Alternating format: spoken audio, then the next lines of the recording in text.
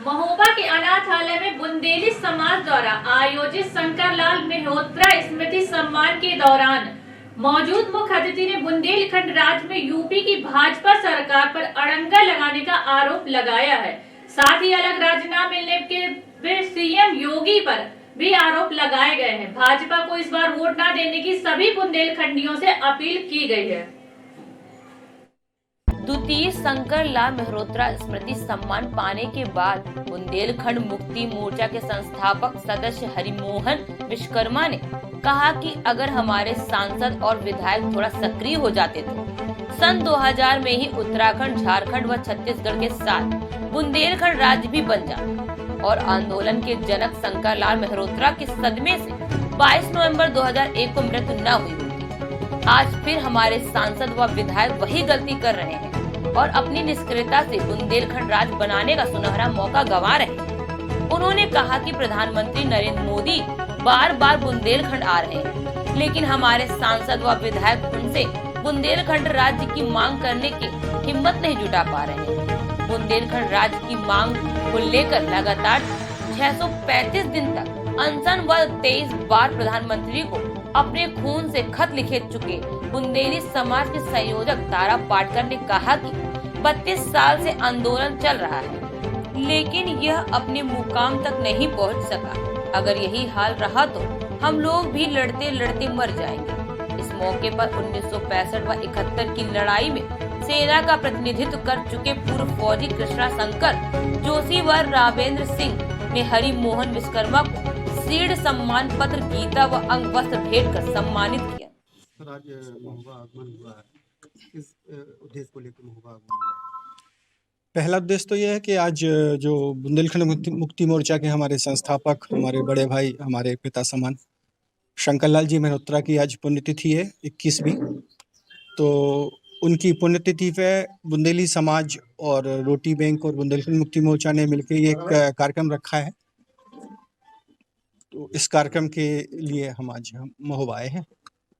लगातार बुंदेलखंड राज्य की मांग हो रही है, तो कहाँ तक ये लड़ाई लड़ी जाएगी? बुंदेलखंड राज्य अंतिम लक्ष्य तक लड़ी जाएगी। बुंदेलखंड अपना अंतिम लक्ष्य है और जहाँ तक लड़ाई की बात है, हम लोग ऐसा मानते हैं कि पिछले 29 सालों में, जब 89 में हम लोगों ने बुंदेलखंड मुक्ति मोर्चा बनाया था, तब से लेके आज तक हम लोग शायद बुंदेली जनता में इतनी जागरूकता और इतना पैदा कर चुके हैं कि अब यहाँ से, इस मोड़ से हमारा काम खत्म तो नहीं हो रहा है, लेकिन काफी कुछ हल्का हो रहा है।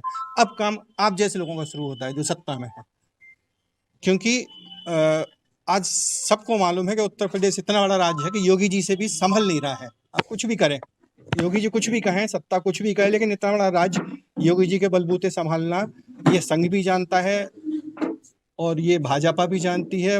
और छोटे राज्य से आए हुए हमारे प्रधानमंत्री हैं, हमारे गृह मंत्री हैं, वो भी जानते हैं कि बड़ा राज्य मैनेजेबल नहीं है। तो अब ये सत्ता का काम यहाँ से शुरू होता है, जो और उसमें जो सत्ता को मदद चाहिए, जन जागरूकता चाहिए, हम देने को तैयार हैं, सहर्ष देने को तैयार हैं। भाजपा लगातार जो है छोटे राज्यों की पक्ष कर रही है, लेकिन क्या ऐसी अड़चनें आ रही है कि बुंदेलखंड राज्य नहीं बन पा रहा?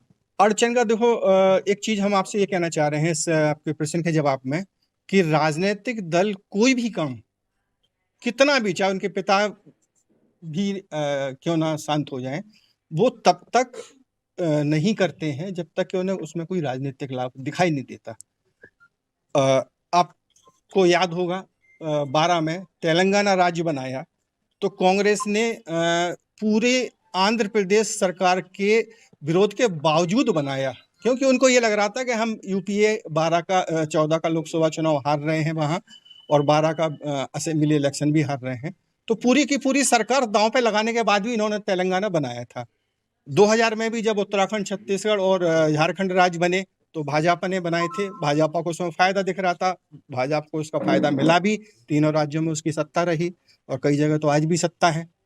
तो जो राजनीतिक दल हैं वो अपने अनशन किया, सालों बीत गए अनशन करते करते, बुंदेलखंड राज्य नहीं बनता, क्या कहेंगे? ये देखिए सतत लड़ाई है और ये थोड़ी सोचनीय बात है कि हमारे जनप्रतिनिधियों की भूमिका अच्छी नहीं रही। नहीं तो हमारा तो ये मानना है कि बुंदेलखंड राज्य जब 3 राज्य अटल जी ने बनाए थे उस समय ही बन जाती, चौथा भी बन जाता, लेकिन उस समय भी हमारे जनप्रतिनिधियों ने आवाज़ नहीं उठाई। और आज अभी मोदी जी कई बार बुंदेलखंड आ चुके हैं, लेकिन किसी भी जनप्रतिनिधि ने किसी भी मंच से बुंदेलखंड की राज्य की बात नहीं उठाई है, जबकि वो हमारे घर में आ रहे थे। हम चाहते थे उस समय इस बात को कह सकते थे, क्योंकि उन्होंने हमें मंच पे बोलने का मौका भी दिया था। वैसे तो सब बोलते हैं, पार्लियामेंट में भी हमारे सांसद पुष्पेंद्र चंदेल इस मामले में थोड़ा अच्छे रहे हैं, क्योंकि वो 7 बार उठा चुके हैं और हमारे विधायक लोगों ने भी विधानसभा में उठाया मसला। उसके बाद बुंदेलखंड विकास बोर्ड बना, लेकिन इतना सफिशिएंट नहीं है, क्योंकि ये लड़ाई जनप्रतिनिधियों को ही लड़नी पड़ेगी, चाहे तेलंगाना हो, चाहे उत्तराखंड हो, चाहे कोई भी जगह रही हो। वहाँ जब तक राजनीतिक दल उसमें नहीं उतरे हैं, वो खुद नहीं कूदे हैं, विधायक सांसद लोग नहीं आए हैं, तब तक आंदोलन अपने चरम पर नहीं पहुंच पाया है। और हमारे यहाँ भी यही कमी है, और जब तक ये नहीं होगा हम लोगों को लड़ना पड़ेगा। लगातार कहा जाता है केंद्र और प्रदेश की सरकारें अलग अलग होने के चलते पृथक बुंदेलखंड राज्य नहीं बन पा रहा है, जी। लेकिन अभी हाल ही में देखा जाए तो लगातार कई सालों से यूपी में भी भाजपा सरकार है, मध्य प्रदेश में भी है और केंद्र में भी है। क्यों, क्या कारण है कि भाजपा सरकार ये नहीं बनाना चाहती? देखिए, सब एक लाइन में यही है कि बुंदेलखंड सबसे बड़ा कमाऊ पूत है। कोई अपने कमाऊ पूत को नहीं खोना चाहता, क्योंकि पुराने अनुभव जो हैं, चाहे झारखंड बनाओ चाहे छत्तीसगढ़ बनाओ, सब जगह बड़ी प्रॉब्लम हुई, क्योंकि सारे रिसोर्सेज, नेचुरल रिसोर्सेज वहाँ थी, तो वो जाने के बाद उन सरकारों को दिक्कत हुई। इसलिए कोई सरकार बुंदेलखंड को नहीं खोना चाहती, क्योंकि रेवेन्यू बुंदेलखंड से जितना ज़्यादा मिलता है, तो ये एक सबसे बड़ा रोड़ा है, और उसी वजह से कोई भी सरकार हो वो टालती है इसको।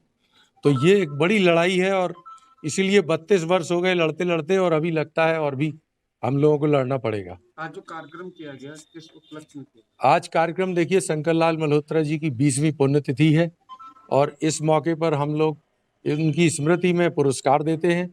हमने इस बार उनके जो सबसे खास साथी थे, उनके आंदोलन के कदम से कदम मिलाने वाले हरिमोहन विश्वकर्मा जी को चुना, और वो आज आए हैं। हमारे लिए बड़े गर्व की बात है, हमने उनका सम्मान किया है। ये दूसरा पुरस्कार है उनकी स्मृति में, और 20वीं पुण्यतिथि है।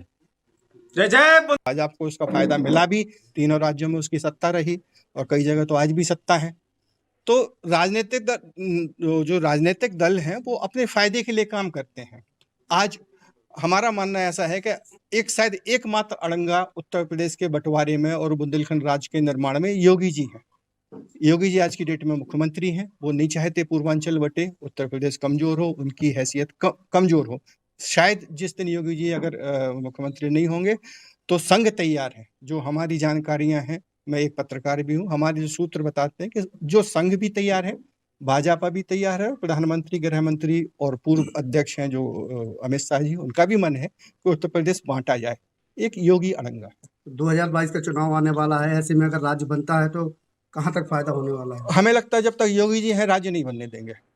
तो हम बुंदेली जनता से ये आह्वान करेंगे कि 22 में तो भाजपा को हराएं।